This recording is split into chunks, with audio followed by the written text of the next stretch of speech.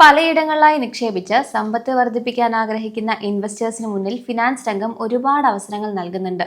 അത്തരത്തിൽ പ്രവാസികളായ ഇന്ത്യക്കാർക്കിടയിൽ ഇന്ന് ഏറെ ശ്രദ്ധേയമായിക്കൊണ്ടിരിക്കുന്ന ഒരു നിക്ഷേപ മാർഗമാണ് പോർട്ട്ഫോളിയോ ഇൻവെസ്റ്റ്മെന്റ് സ്കീം അഥവാ PIS.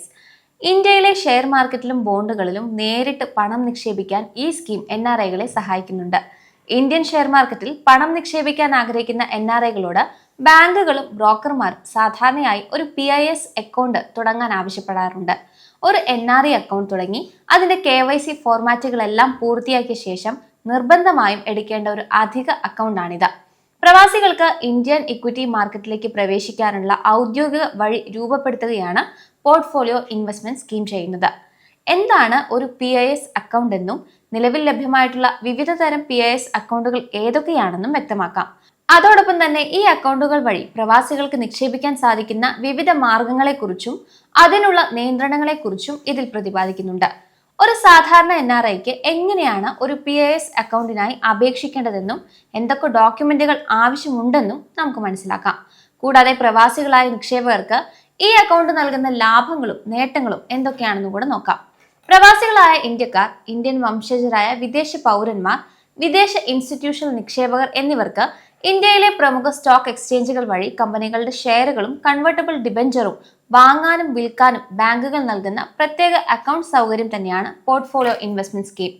ഇന്ത്യൻ ക്യാപിറ്റൽ മാർക്കറ്റിലേക്കുള്ള വിദേശ നിക്ഷേപങ്ങൾ കൃത്യമായി നിയന്ത്രിക്കുന്നതിനും നിരീക്ഷിക്കുന്നതിനുമായി FEMA അഥവാ ഫോറിൻ എക്സ്ചേഞ്ച് മാനേജ്മെന്റ് ആക്ട് നിയമപ്രകാരം റിസർവ് ബാങ്ക് ഓഫ് ഇന്ത്യ കൊണ്ടുവന്നതാണ് ഈ PIS സംവിധാനം. നിങ്ങളുടെ NRI സേവിങ്സ് അക്കൗണ്ടുമായോ അല്ലെങ്കിൽ NRO സേവിങ്സ് അക്കൗണ്ടുമായോ ഘടിപ്പിച്ചാണ് ഒരു PIS അക്കൗണ്ട് പ്രവർത്തിക്കുന്നത്. രജിസ്റ്റർ ചെയ്ത സ്റ്റോക്ക് ബ്രോക്കർമാർ വഴി നിങ്ങൾ നടത്തുന്ന ഓരോ ഷെയർ ഇടപാടും ബാങ്കുകളുടെ പ്രത്യേക ബ്രാഞ്ചുകൾ വഴി തനിയെ RBIയിലേക്ക് റിപ്പോർട്ട് ചെയ്യപ്പെടും. വിദേശ നിക്ഷേപ നിയമങ്ങൾ കൃത്യമായി പാലിക്കപ്പെടുന്നുണ്ടെന്ന് ഉറപ്പാക്കാനും ഓരോ ഇന്ത്യൻ കമ്പനികളിലും പ്രവാസികളുടെ ആകെ നിക്ഷേപം എത്രയെന്ന് ട്രാക്ക് ചെയ്യാനും ഈ റിപ്പോർട്ടിംഗ് സംവിധാനം സഹായിക്കുന്നു.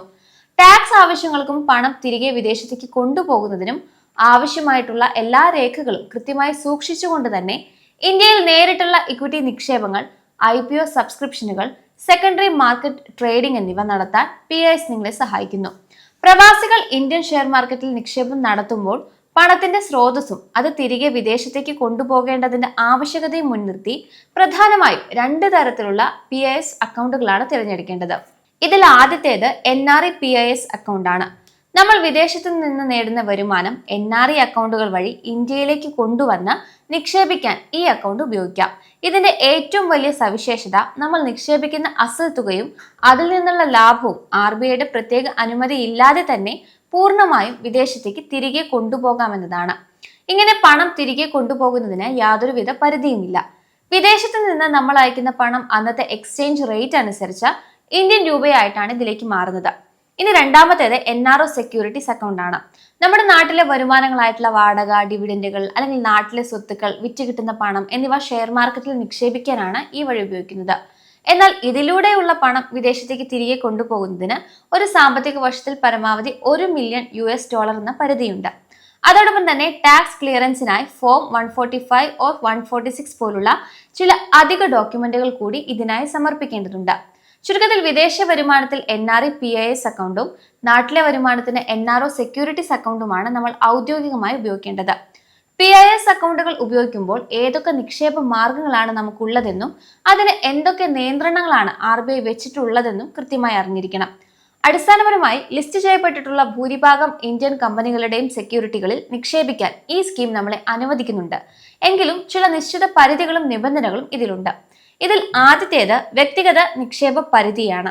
അതായത് ഒരു NRIക്ക് ഒരു കമ്പനിയുടെ ആകെ പെയ്ഡ് അപ്പ് ക്യാപിറ്റലിന്റെ പരമാവധി 5% വരെ മാത്രമേ തന്റെ PIS അക്കൗണ്ട് വഴി വാങ്ങാൻ സാധിക്കുള്ളൂ. ഇനി മൊത്തത്തിലുള്ള പ്രവാസി നിക്ഷേപങ്ങളെ എടുത്താൽ എല്ലാ NRIകളുടെയും കൂടെയുള്ള ആകെ നിക്ഷേപം ഒരു കമ്പനിയുടെ പെയ്ഡ് അപ്പ് ക്യാപിറ്റലിന്റെ 10% കൂടാൻ പാടില്ല. എന്നാൽ കമ്പനിയുടെ പ്രത്യേക അനുമതിയോടെ ഇത് 24% വരെ ഉയർത്താൻ സാധിക്കും. ഈ പരിധികൾ റിസർവ് ബാങ്ക് ഓഫ് ഇന്ത്യ ദിവസേന നിരീക്ഷിക്കുന്നുണ്ട്. നിക്ഷേപങ്ങൾ ഈ ലിമിറ്റിലേക്ക് അടുക്കുമ്പോൾ ബാങ്ക് ജാഗ്രതാ നിർദ്ദേശങ്ങൾ പുറപ്പെടുവിക്കും. അതുപോലെ തന്നെ ഇതിലൂടെ അനുവദനീയമായിട്ടുള്ള നിക്ഷേപങ്ങൾ ഏതൊക്കെയാണെന്ന് നോക്കിയാൽ ലിസ്റ്റ് ചെയ്ത ഇന്ത്യൻ കമ്പനികളുടെ ഇക്വിറ്റി ഷെയറുകൾ, കൺവേർട്ടബിൾ ഡിബഞ്ചറുകൾ എന്നിവ വാങ്ങാനും IPOകളിൽ പങ്കെടുക്കാനും നമുക്ക് സാധിക്കും. രജിസ്റ്റർ ചെയ്ത സ്റ്റോക്ക് ബ്രോക്കർമാർ വഴി BSE, NSE തുടങ്ങിയ പ്രമുഖ എക്സ്ചേഞ്ചുകളിൽ നമുക്ക് ട്രേഡിംഗ് നടത്താം. എന്നാൽ ചില നിക്ഷേപ നിയന്ത്രണങ്ങളും നമ്മൾ മനസ്സിലാക്കണം.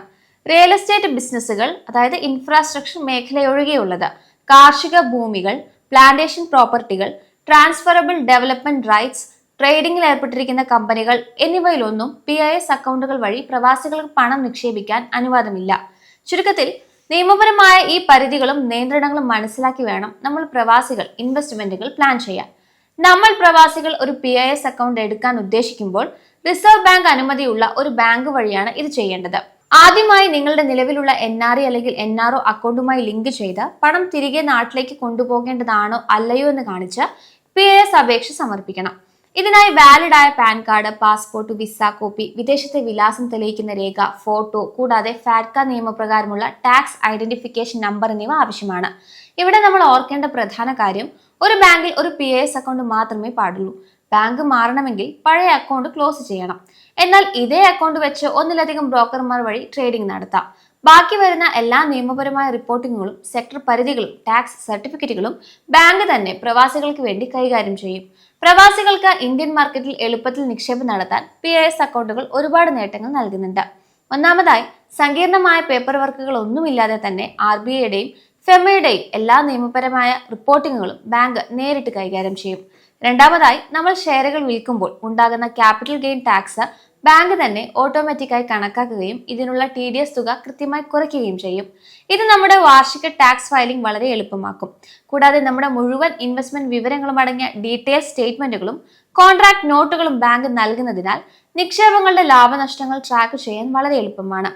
ഇതിലേക്ക് പണം കണ്ടെത്താനായി വിദേശത്ത് നിന്നുള്ള റെമിറ്റൻസ്, NRE ഓർ FCNR അക്കൗണ്ടുകൾ വഴിയുള്ള ട്രാൻസ്ഫർ, അല്ലെങ്കിൽ നാട്ടിലെ വരുമാനം എന്നിങ്ങനെ പല സൗകര്യങ്ങളും നമുക്കുണ്ട്. ഇതിനെല്ലാം പുറമെ പ്രവാസികളുടെ നിക്ഷേപ ആവശ്യങ്ങൾ കൃത്യമായി അറിയാവുന്ന ഒരു പ്രത്യേക റിലേഷൻഷിപ്പ് മാനേജറുടെ പ്രൊഫഷണൽ പിന്തുണയും ബാങ്ക് ഉറപ്പു നൽകും. ചുരുക്കത്തിൽ, നമ്മൾ പ്രവാസികൾക്ക് ഇന്ത്യൻ ഷെയർ മാർക്കറ്റിലേക്ക് സുരക്ഷിതമായി പ്രവേശിക്കാനുള്ള ഏറ്റവും പ്രധാനപ്പെട്ട ഒരു വഴിയാണ് PIS അക്കൗണ്ട്. പണത്തിന്റെ സ്രോതസ്സും അത് തിരികെ വിദേശത്തേക്ക് കൊണ്ടുപോകേണ്ടത് ആവശ്യകതയും നോക്കി വേണം നമ്മൾ NRE അല്ലെങ്കിൽ NRO വഴികൾ തിരഞ്ഞെടുക്കാൻ. ഒപ്പം ഒരു കമ്പനിയിൽ പരമാവധി 5% എന്ന വ്യക്തിഗത നിക്ഷേപ പരിധി കൃത്യമായി പാലിക്കുകയും വേണം. ഡോക്യുമെന്റേഷൻ പ്രക്രിയകൾ തുടക്കത്തിൽ അല്പം വിശദമായി തോന്നാമെങ്കിലും കൃത്യമായ തയ്യാറെടുപ്പും നല്ലൊരു ബാങ്കിംഗ് പങ്കാളിയും ഉണ്ടെങ്കിൽ കാര്യങ്ങൾ വളരെ ലളിതമാകും. ഇൻവെസ്റ്റ്മെന്റ് ഫീസുകളെക്കുറിച്ചും പണം വിദേശത്തേക്ക് തിരികെ കൊണ്ടുപോകുന്നതിനുള്ള നിയമങ്ങളെക്കുറിച്ചും വ്യക്തമായ ധാരണയുണ്ടാകുന്നത് മികച്ച നേട്ടം കൈവരിക്കാൻ നമ്മളെ സഹായിക്കും.